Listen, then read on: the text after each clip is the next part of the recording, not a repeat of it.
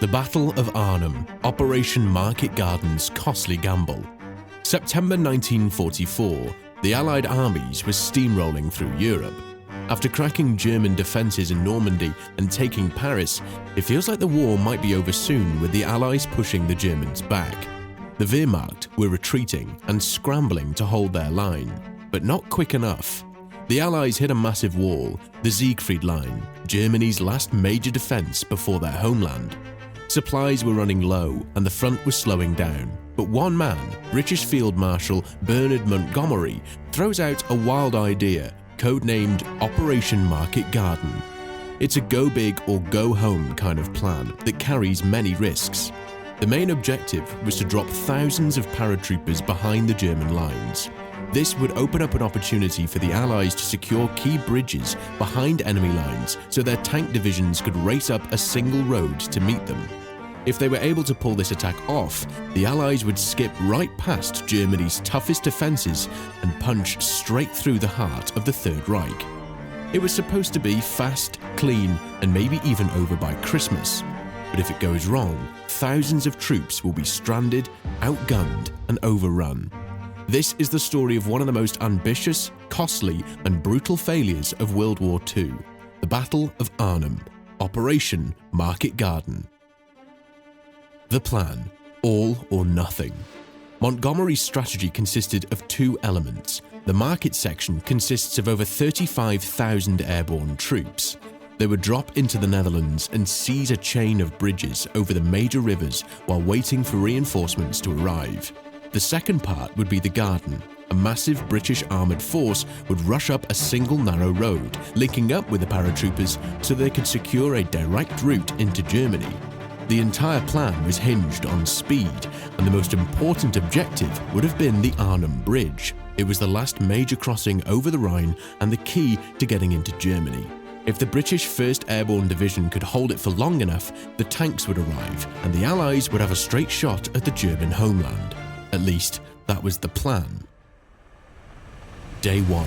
The paratroopers drop in. September 17, 1944. Thousands of paratroopers leap from the sky, their chutes snapping open in the cold wind. Below them, tracer rounds streak through the air, gliders smash into fields, some breaking apart on impact. On the ground, the Germans were scrambling, caught off guard, but not for long. Meanwhile, the 101st Airborne hit the ground near Eindhoven, fighting off German defenders and locking down their bridges along the Wilhelmina Canal and the Dommel River. Their objective was to secure the crossroad Highway 69, later called Hell's Highway, for the advancing British tanks. The 82nd Airborne objectives were to seize key bridges over the Wall River in Nijmegen and secure high ground near Groesbeek to prevent any German counterattacks. And up north, the 1st British Airborne Division landed near Arnhem, aiming for the final and most critical bridge. But right away, things went sideways. Unlike the Americans, the British 1st Airborne didn't land near their target.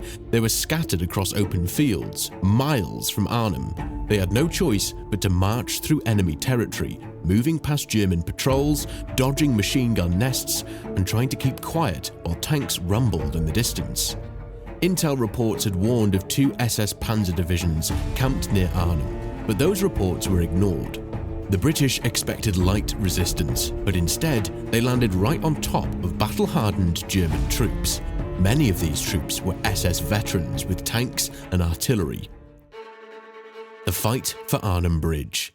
Despite the rough start, a small British force led by Colonel John Frost reached Arnhem Bridge on day 1. His men dug in on the northern end, holding key positions and bracing for the counterattack. And the Germans didn't waste time.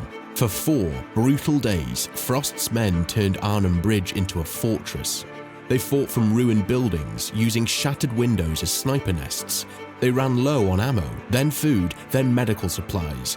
Wounded men lay in the streets, screaming for medics who would never come.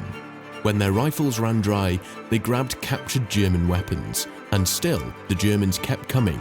Tanks rolling in, artillery pounding them, the sky filled with fire and smoke. Frost's men fought like hell, but the noose was tightening. Meanwhile, the rest of the 1st Airborne Division was in deep trouble. German troops surrounded them, blocking their path to the bridge.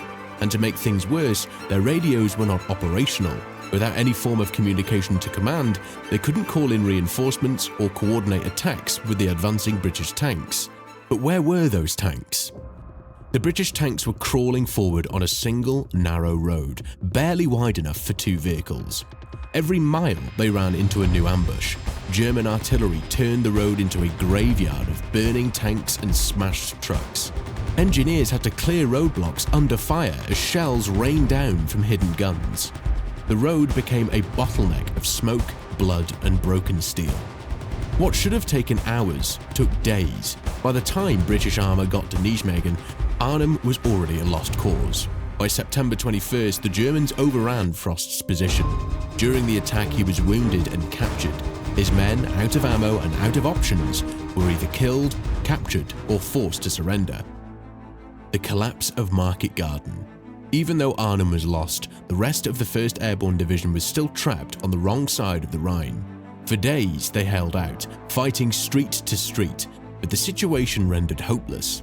By September 25, 1944, the survivors got their final orders to retreat. Under the cover of darkness, about 2,400 British paratroopers managed to slip back across the river. There were still thousands of Allied troops behind enemy lines that eventually would be dead, wounded, or in German captivity. Operation Market Garden had completely failed.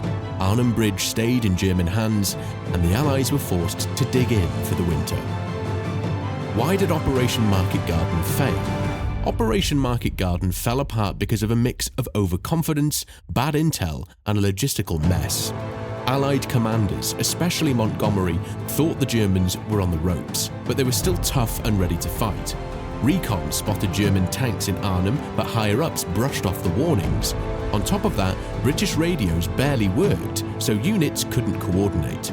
The whole plan relied on a single, narrow road for tanks to push forward, which turned into a shooting gallery for German forces. And to make matters worse, British paratroopers landed way too far from Arnhem, giving the enemy plenty of time to cut them off. In the end, the whole thing was a massive gamble that blew up in the Allies' faces. The British 1st Airborne got surrounded and crushed, and Arnhem stayed in German hands.